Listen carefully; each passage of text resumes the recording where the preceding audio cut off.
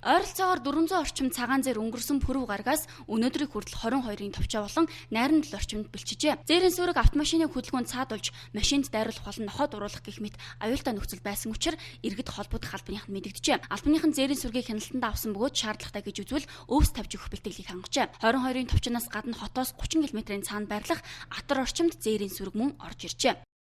Зүгээр байгаль орчны яамнаас нийслэлийн байгаль орчны газар руугаа яриад хяналт шалгалтаа идэвхжүүлээд тогтмол мониторинг хийжээ гэсэн үүргийг өгсөн байгаа.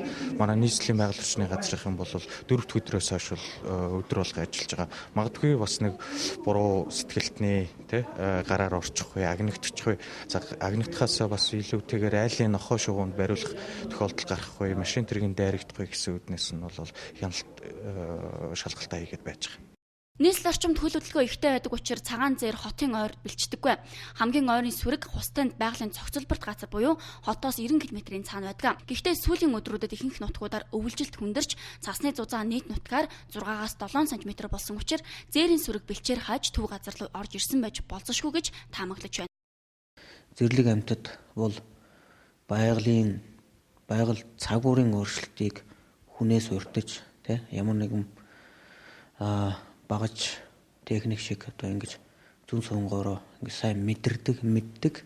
Тэгэхээр энэ жил бол монголчууд бүгдээрээ мэдж байгаа бичин жил гэж бичин жил цаг агаар ялангуяа өвлийн улиралд их цас унж хүйтэрж цаг агаарын нөхцөл байдал хүндэрдэг, мал амтан их хэмжээгээр хорогдож байсан Тэгэхээр энэ жил бас хүйтэн өвөл цас ихтэй хүйтэн өвөл болохыг эдгээр амьтад мэдэрсэн байж болох юм.